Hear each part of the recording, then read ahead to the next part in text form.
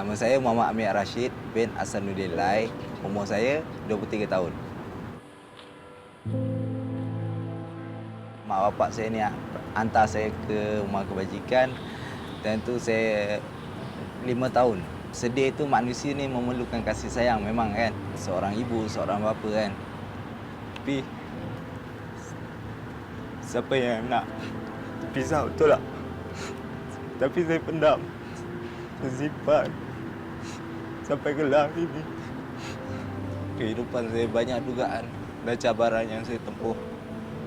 Sampai saya pernah duduk penjara. Tengoklah kehidupan saya dengan anak bini saya sampai kita orang pernah tidur di tepi jalan merempak dari sini. Kadang-kadang tak makan. Tapi takkanlah oleh kerana itu saya nak buat benda yang tak patut saya nak buat kan. Dirinya terabai tanpa kasih sayang ibu dan bapa. Menelusuri perjalanan hidup yang perit, kini harus berjuang membina sebuah kehidupan baru demi isteri dan anak-anak.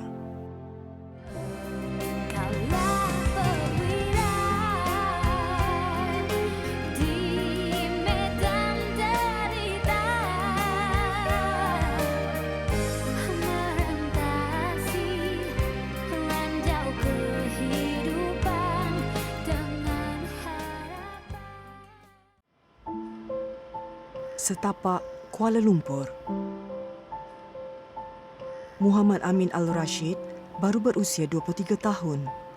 Benar, usianya masih muda. Namun sorotan lampau hidupnya membawa kepada pergolakan hidup yang sangat mencabar. Nak tanya, sini ada kerja kosong? Ada kerja tapi apa kerja mau tahu? Saya boleh angkat barang, semua boleh. Boleh angkat barang-barang tak? Amin kini bergantung hidup melakukan kerja-kerja mengangkat barang yang dibayar upah harian. Sejarahnya, dia dibesarkan di rumah kebajikan sehingga usianya 15 tahun. Dek kerana hati remajanya memberontak akibat ditinggalkan ibu bapa, dia memilih jalan untuk hidup sendiri pada usia itu. Keperitannya bermula di Chowkit, Kuala Lumpur. Kehidupan saya banyak dugaan dan cabaran yang saya tempuh. Sampai saya pernah duduk penjara. Pernah keluar penjara. Sampai saya tekad pada diri saya sendiri. Sampai bila aku nak jadi lagu tu. Saya cuba hidup saya ubahkan diri saya. Sampailah ni, sampai sekarang. Amin dipenjara atas kesalahan terlibat dalam pergaduhan. Status sebagai bekas banduan sangat perit buat Amin untuk mencari pekerjaan. Kerja mengangkat barang yang dilakukan, upahnya tidak menentu. Ada kalanya RM20 atau RM30. Namun demi anak-anak dan isteri, Amin kuatkan semangat untuk mencari nafkah halal. Saya seorang bapa. Pertama saya tak nak diorang rasa lalui macam mana saya lalui. Bila saya keluar penjara, orang anggap saya ni busuk sampah masyarakat. Kita buat benda baik pun orang takkan nampak. Nampak yang jahat. Saya tak naklah disebabkan mak ayah tersilap langkah, anak pun habis hanyut sekali. Saya tak nak lagu tu. Dalam sehari, Amin harus melakukan 2-3 kerja bagi mendapatkan upah lebih untuk menanggung perbelanjaan harian keluarga. Namun desakan hidup pada bulan lalu membawa Amin keluarga keluar dari kawasan Chowkit. Dek kerana gagal membayar tunggakan sewa bilik di Chowkit, Amin terpaksa membawa keluarganya sehelai sepinggang keluar dari rumahnya. Dan atas bantuan kawan, akhirnya Amin membawa mereka ini berpindah ke sebuah bilik yang sangat kecil. Namun itulah dia, nekat Amin membawa keluarga untuk membina kehidupan yang baru.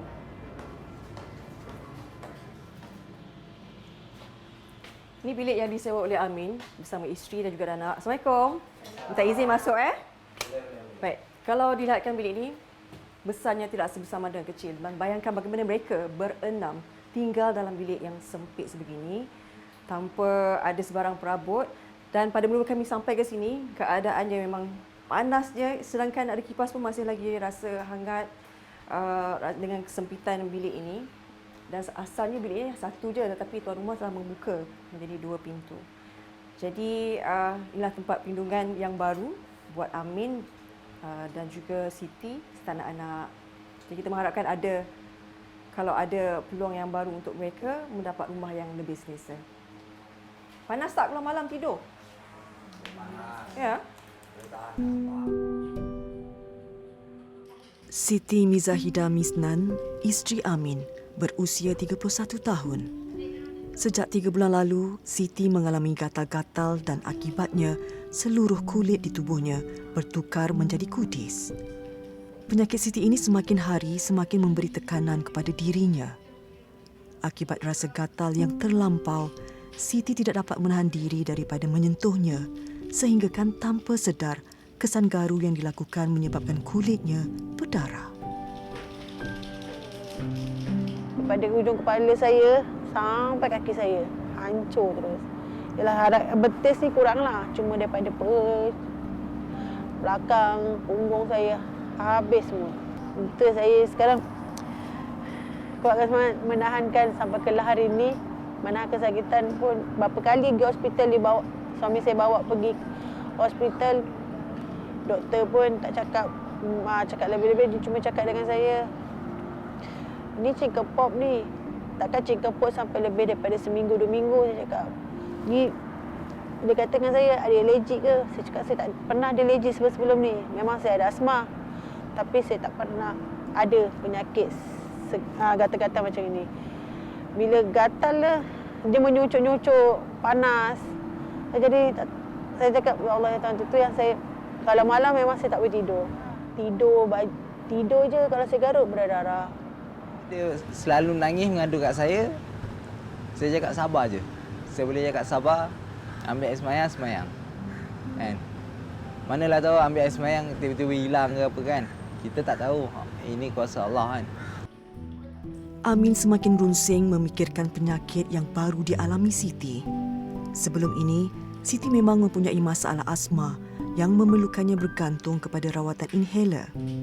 Namun masalah kulit yang dihadapinya, mereka perlu memikirkan kos tambahan untuk menampung rawatan penyakit Siti ini.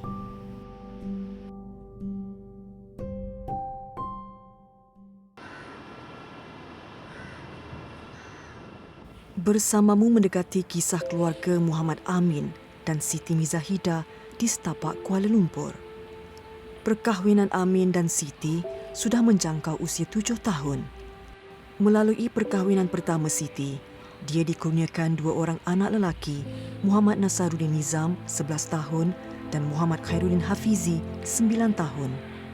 Manakala hasil perkahwinan dengan Amin, mereka dikurniakan 2 orang anak perempuan, Nurul Natasha Aliana 6 tahun dan Nurul Balkis Khalishah 5 tahun. Pagi ini Siti sempat menyediakan sarapan buat anak-anak. Hati kami tersentuh melihat anak-anak kecil ini berkongsi sebekas air coklat makan bersama biskut kering. Ini sahaja bekalan makanan yang berbaki. Bagi mereka, ini sudah mencukupi kerana mereka pernah melalui fasa yang lebih teruk. Waktu tu memang kita orang tak ada apa dah. Memang dah jatuh habis. Duit tak ada, motor tak ada, apa kenderaan, semuanya tak ada. Tidur bawah jabatan. Pernah. Kadang-kadang dia orang nangis. Kadang-kadang lapar. Dia cakap dengan saya. Tapi saya kuatkan hati saya. Ikutkan orang rumah saya dah nangis, anak dah nangis, saya dah down dah. Tapi saya nekatkan diri saya, kalau saya down, siapa lagi nak bantu saya? Siapa lagi nak bantu anak-anak? Setiap hari Siti dan Amin harus mencari duit poket mereka. Bilik yang disewa mereka ini perlu dibayar RM55 sehari. Apatah lagi hidup di Kuala Lumpur serba-serbinya mahal.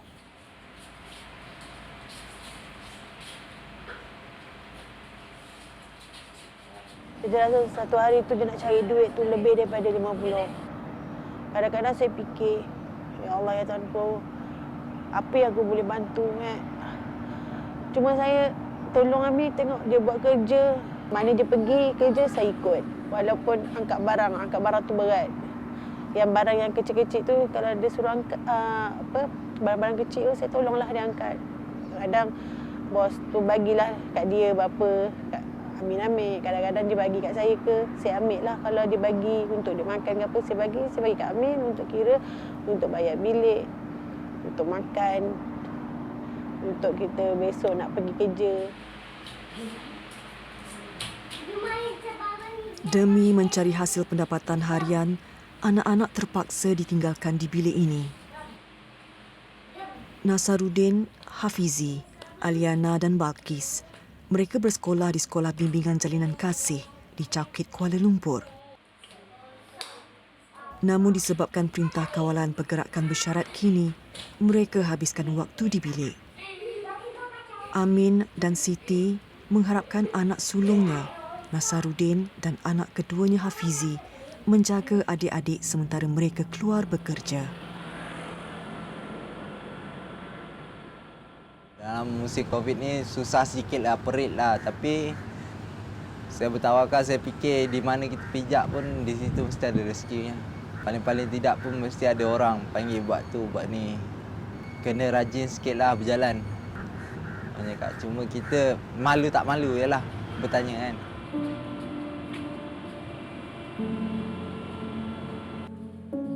Muhammad Khairuddin Hafizi, anak kedua daripada 4 beradik ini, adalah harapan keluarga. Baru berusia 9 tahun, namun Hafizi sudah faham erti tanggungjawab.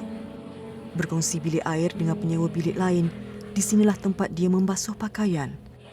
Tidak pernah sekali pun dia merungut dengan kehidupannya ini. Dia terutama tanggungjawab. Kalau saya sibuk kerja, dia lah basuh baju, dia lah jaga adik-adik, dia lah masak. Dia kalau boleh, dia lah segala-galanya. Kalau saya tak ada, kalau ibu dia tak ada. Hafizi seorang yang pendiam, namun punya cita-cita besar ingin menjadi polis. Setiap persoalan kami ajukan, jawapannya tidak lekang, ingin membantu ibu. Mungkin mata hatinya sudah sarat melihat kepayahan Siti selama ini. Tolong mak. Kalau mak suruh buat tu, saya buat lah. Kalau bilik usia pau, saya buat. Mak ayah kerja balik, kerja selalu. Perlu menguruskan adik-adik yang sedang membesar, kadang-kala Hafizi harus memujuk mereka untuk bertahan jika kelaparan.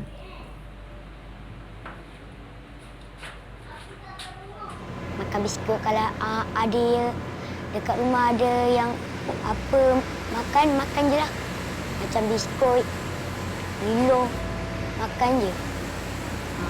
Tak makan nasi? Ada lah kalau ayah bawa balik. Kalau tak ada makanan? Kalau tak ada, makan je lah yang apa-apa ada dekat rumah. Jam 3 petang, Amin dan Siti baru berkesempatan membeli makanan untuk anak-anak setelah mendapat upah harian untuk hari ini. Tidak banyak, namun cukup untuk membeli nasi bungkus dan telur goreng.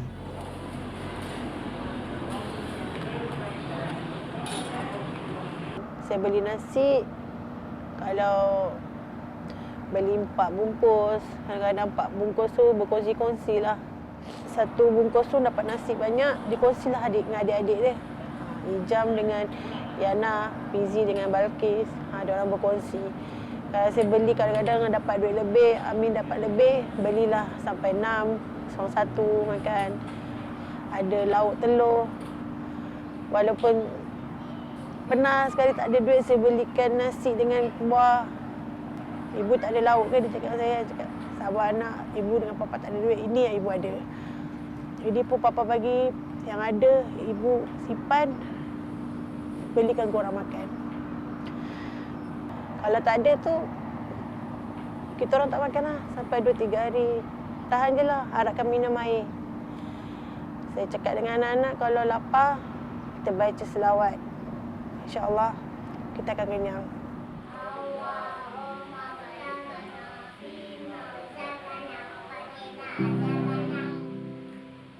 Bagi Amin dan Siti, inilah saat paling berharga.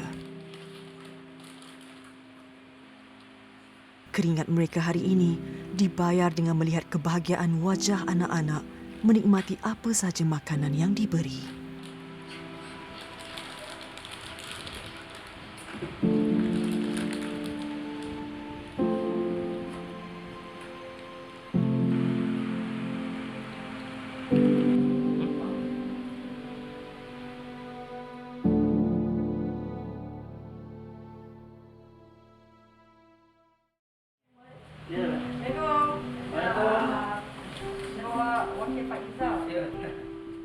Keadaan miskin bandar yang dilalui Muhammad Amin dan Siti serta 4 orang anak di Kuala Lumpur ini memberi kesan kepada kami dan penaja utama program Bersamamu, Syarikat Faizah Sendirian Berhad.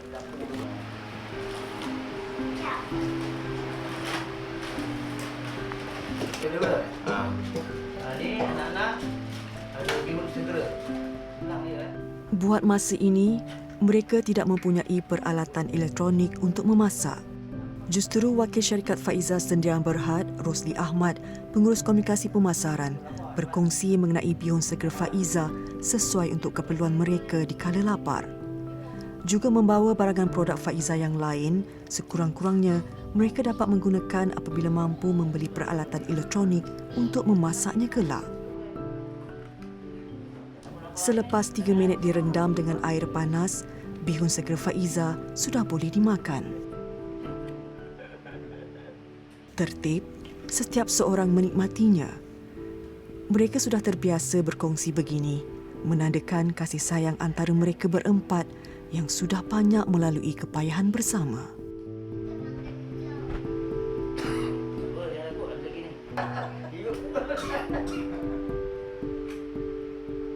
Jadi adalah sedikit kewangan kepada Faizah juga lah. Wakil.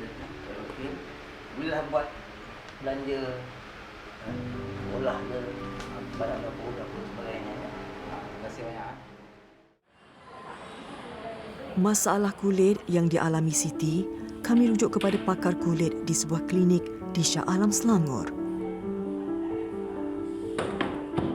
Dr. Kartini Farah Rahim, pakar dermatologi yang ingin membantu Siti Mizahidah dan membiayai kos untuk rawatan kali pertama ini. Siti pernah beberapa kali ke hospital untuk mendapatkan kepastian mengenai masalah yang dihadapi, namun tiada jawapan pasti. Malah penggunaan krim badan yang disarankan menjadikan kulitnya semakin teruk.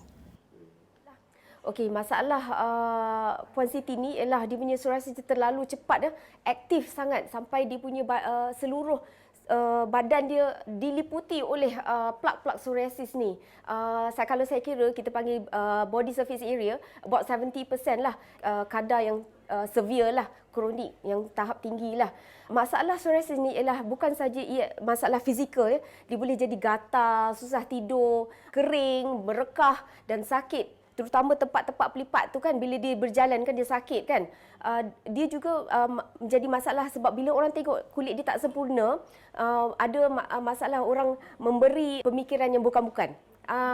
Kadang-kadang itu memberikan masalah kepada seorang dari segi emosi dan juga sosioekonomi lah, macam mana nak cari kerja. Memang susah kalau orang yang dapat psoriasis, terutama yang jenis teruk macam ni. Siti mengalami masalah kulit yang dipanggil psoriasis jenis plak kritikal yang boleh mengganggu sistem imun badan. Selain genetik, stres juga antara faktor boleh menyebabkan psoriasis. Dr. Kartini memberikan rawatan ubat sapu termasuk pelembap untuk mengekalkan kelembapan, mengurangkan kegatalan dan bersisik. Hidup dalam serba kekurangan. Bukan ini yang Amin mahu berikan kepada anak-anak dan isteri. Hanya azam dan doa disandarkan menantikan kehidupan yang lebih baik. Kalau boleh undurlah dunia ni, saya tak nak jadi macam ni. Betul saya cakap. Kalau boleh ke belakang boleh. Disebabkan tak boleh ke belakang lah saya jadi lagu ni. Saya nak cuba buat keluarga saya bahagia. Saya tak nak anak saya ni macam mana saya terpisah dengan mak bapak saya tak nak anak saya pula terpisah dengan saya, dengan mak dia. Saya cubalah sedaya upaya, walaupun apa pun terjadi, saya tetap akan lindungi keluarga saya lah. Tiada apa yang lebih berharga selain kasih sayang dan perhatian daripada insan yang bergelar ayah dan ibu. Kerana itulah nadi kepada pembentukan sasiah dan masa depan insani. Hulurkan tangan, ringankan beban.